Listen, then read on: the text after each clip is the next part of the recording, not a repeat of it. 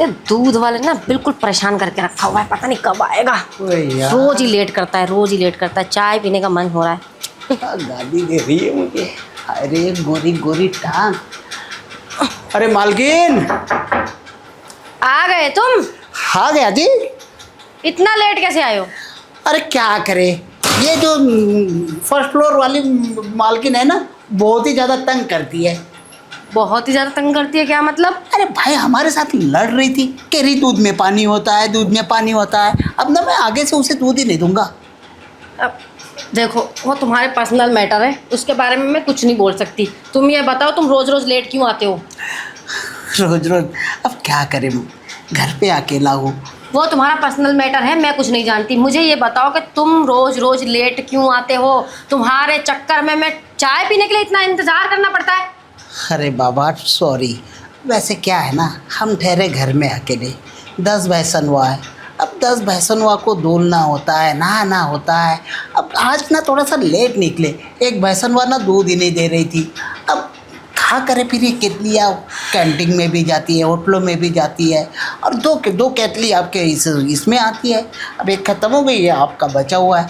अब मैडम मैं तभी तो कहता हूँ, एक काम कर लिया करो, अपना थोड़ा दूध एक्स्ट्रा ले लिया करो, ताकि सुबह आपको इंतज़ार ना करना पड़े। अरे गर्मी के दिन चल रहे हैं, पता नहीं है क्या दूध खराब हो जाता है। ज़्यादा लेकर क्या करूँगी मैं?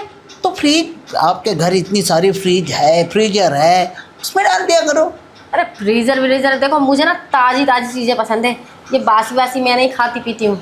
तो मैडम जी, आपके पास तो दूध की पूरी डेयरी है, उसी में से निकाल लिया करो एक आधा कप। मेरे पास कौन सी डेयरी है? क्या कहना चाहते हो तुम? अरे मेरा मतलब है कि नीचे दूध की डेयरी है, आधा किलो ले आया करो। अगर डेयरी से ही लाना होता तो तुम्हें क्यों लगाया होता रोज रोज दूध देने के लिए? देखो जी, हमारा दूध एकदम प्योर होता है, फैशन का। अब डेयरी वीरी का दूध होता है, वो तो कंपनियां बनाती हैं पाउडर व्यूडर डाल के। कौन सी भैंसियाँ होती है उनके पास इतनी, वो तो खाली मिल्क फ्लेवर डालकर बनाते हैं, इसलिए तो उनके दूध पीकर लोगों को चश्मे लग जाते हैं। ओह अच्छा, हाँ इसीलिए तो मैं नहीं पीती हूँ थैली वेली का दूध। मुझे तो सिर्फ भैंसों का दूध पसंद है। अरे एक और बात बताता हूँ मैं आपको, पता है कौन सी? जैसे कि अगर सबसे ताकतवर दूध जो होता है ना मैडम, वो ना भैंसन का होता है ना किसी और का। और जो दूध होता है ना सबसे ताकतवर, वो 2 पैर वाली का होता है। 2 पैर वाली? हाँ, मेरी नानी की जो मौसेरी बहन थी ना, उसके चाचा का भतीजा जो था, उसका जीजा का साला कहता था क्या कहता था? कि जो सबसे ताकतवर दूध होता है ना, वो 2 पैरों वाली का होता है। 2 पैरों वाली होती कौन सी जानवर है ये तो बताओ। अब देख लो, आप सोच लो कौन होता है तो 2 पैर वाली। ये तो सारे बकरी हो गई, गाय हो गई, भैंस हो गई, ऊँटनी हो गई, ये सारे के सारे 4 पैर वाले। अब 2 पैर वाली कौन है? जो दूध देती है, वो भी बहुत ताकतवर। समझ रही हूँ मैं। वो 2 पैर वाली कौन सी है? तुम ना ज़्यादा इधर उधर बातों में ना ध्यान मत लगाओ। जितना काम करना होता है उतना करो। चलो अब दूध निकाल के दो। हाँ हाँ, पतीला तो खोलो आपका। अब पतीला? मैं तो कह उधर ही ले चलो, पतीला में ले आती हूँ। हाँ हाँ, चलो चलो। चलो अच्छा, आओ। एक तो तुम रोज रोज ही लेट आते हो, ऊपर से मेरा दिमाग खराब करते रहते हो, पता नहीं क्या क्या बोलते रहते हो। 2 पैर वाली ये वो। अरे हम जो बोलते हैं ना, वो तो हमने सुना है पुराने लोगों से, अब हमने बता दिया ना आपको। अब अच्छा ठीक है, ये बताओ तुमने शादी क्यों नहीं की? अब क्या करें मालकिन, साला ये भैंसों के चक्कर में बचपन से पड़ा रहा हूँ। पहले बकरियाँ थी, पता है कितनी थी? 25 ठाव। 25 ठाव का मतलब होता है 25 जोड़े बकरियाँ थे। अब 25 ठाव बकरियों का दूध निकालना होता, फिर उन्हें है ना बकरे के पास भी ले जाना पड़ता था, किसी किसी को सरबुत्ता भी देना पड़ता था ना, ताकि बच्चे बड़ हो जाए बकरियों के। तो वो है ना, तो जो बकरे हुआ करते थे बाजू वाले गांव में, हाँ बड़ा वाला, उसके पास ले जाना पड़ता था 2-2 3-3 बकरी को। तो सारा इसी में है, कब बचपना गुजरा, कब जवानी गुजरी, पता ही नहीं चला। अब कौन शादी करता फिर, इसलिए अब बस दूध निकालता हूँ, भैंसों को तो धोलता हूँ, फिर बकरियों को धोलता हूँ, सबके दूध बेचता रहता हूँ। लेकिन वो काम तो अपनी जगह था ना, काम तो सभी करते हैं। और सबका हर चीज़ का टाइम होता है, पढ़ाई का, लिखाई का, हर चीज़ का। इसका मतलब ये थोड़ा ना कि शादी ही ना करो। अब बिना शादी के ऐसे अकेले रहना, मेरे से तो नहीं रहा जाता अकेले। तुम पता नहीं कैसे रह लिए। वैसे नहीं ना हमारे पास। मतलब तुम भैंसों के साथ करते हो ये सब? क्या? वो सब जो शादी के बाद होता अरे है। नहीं, वो क्या है ना कि हम भैंसनवा को चराने ले जाते ना तो बांसुरी बजाते रहते तो उन्हीं में मन लग जाता है। और हमारी भैंसनवा भी इतनी चालाक है कि हमें छोड़ती नहीं, हमसे बहुत प्यार करती है। हमारी बकरियां भी हमसे ज़्यादा प्यार करती है, वो भी नहीं छोड़ती हमें। अब वो तो जानवर हैं, जानवर तो प्यार करते ही हैं मालिक से, वो तो अलग प्यार हो गया ना। लेकिन वो वाला प्यार, वो भी तो करने का मन करता होगा ना। वो वाला कौन सा मैम साहब? वही जो शादी के बाद करते हैं। शादी के बाद? अच्छा, जिससे वो पैदा, क्या बोलते हैं, बच्चे बिच्चे फिर पैदा हो जाते हैं। हाँ, वही। वो तो हमने किया ही नहीं कभी अभी तक। तो हमने उन चीज़ों को छुआ तक नहीं है, कैसे होता है हमें मालूम भी नहीं है। सच्ची? हाँ, हम तो बिल्कुल ये है पेटी पैक, सिल पैक। नहीं नहीं, मुझे तो यकीन नहीं आ रहा। इतनी उम्र निकाल दी और तुम बिल्कुल पेटी पैक हो ही नहीं सकता। हाँ जी, हमने आज तक कभी नहीं किया, किसी भी लड़की के साथ नहीं, ना किसी औरत के साथ, ना किसी के साथ नहीं, किसी के भी साथ नहीं, हाथ ही नहीं लगाया जी हमने। वो तो आपके यहाँ पे दूध देने आते हैं तो आप लोगों से बतियाते तो भी है, वरना गांव में तो हम किसी औरत जात के साथ बतियाते भी नहीं है। अच्छा, इतने शरीफ। मर्दों पे भरोसा नहीं किया जा सकता, मर्द होते ही ऐसे हैं। नहीं। इतना भी झूठ बोल लें, मुझे तो यकीन नहीं आता। मर्दों का काम तो फिसलना होता है। ना जी जिस ना। औरत को देखा उसी पे फिसलते रहते हैं। अब देखो, हम आप पर कभी फिसले नहीं, फिसले ना। लेकिन एक बात तो है, आपको देखकर है ना कुछ कुछ कुछ होने ज़रूर लगता है। अब वो कुछ कुछ क्या है ये समझ में नहीं आता हमको। अगर वो तुम समझा दो ना मालकिन, तो फिर मज़ा आ जाए, फिर हमें भी पता चलेगा कि हाँ यार, शादी इसी के लिए क्या की जाती है। तो चलो ना मेरे साथ, चलो तो मैं समझा देती हूँ। हाँ बोलो, किधर चलना है? वो सब क्या है। अच्छा, आ जाओ। चलो।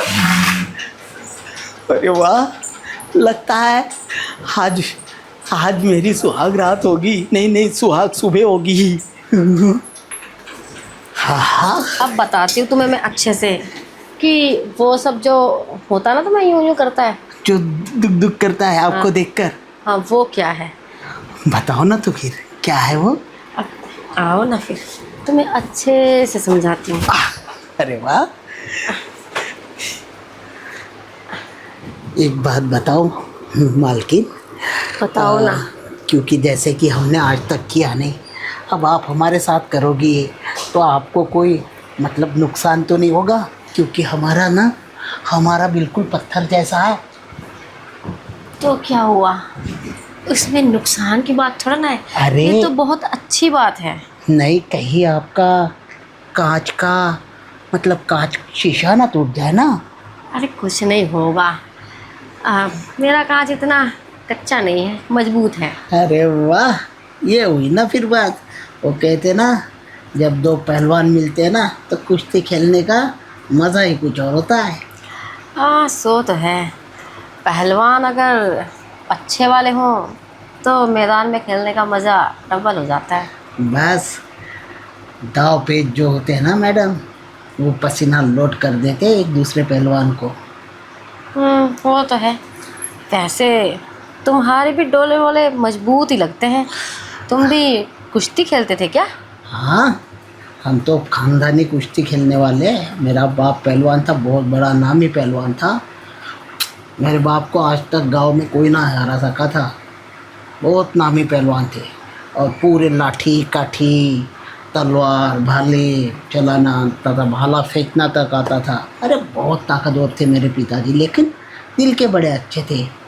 गायक तो रफ़ी साहब को सुनो और उनको सुनो एक जैसी, बहुत इज्जत करते थे मेरे बाप की। तो हमारे पिताजी ने हमें कुश्ती खेलना सिखाया था।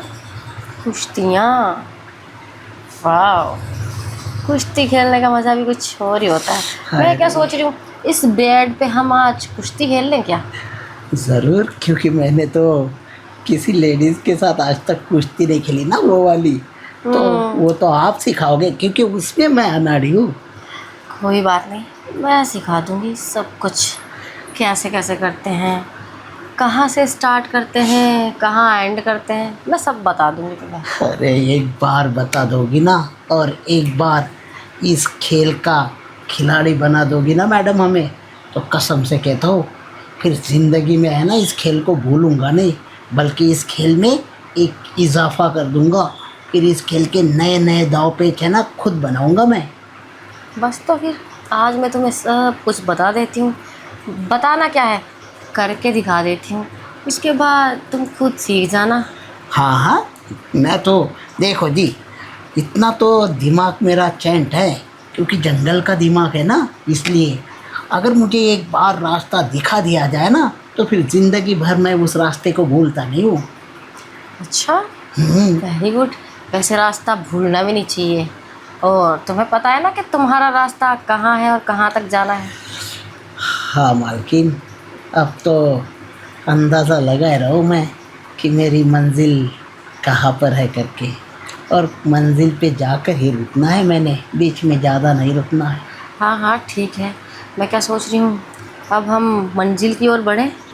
अब मैं तुम्हें सिखाती हूँ कैसे कैसे क्या क्या करना है। जी जी मालकिन, आप ही सिखाइए।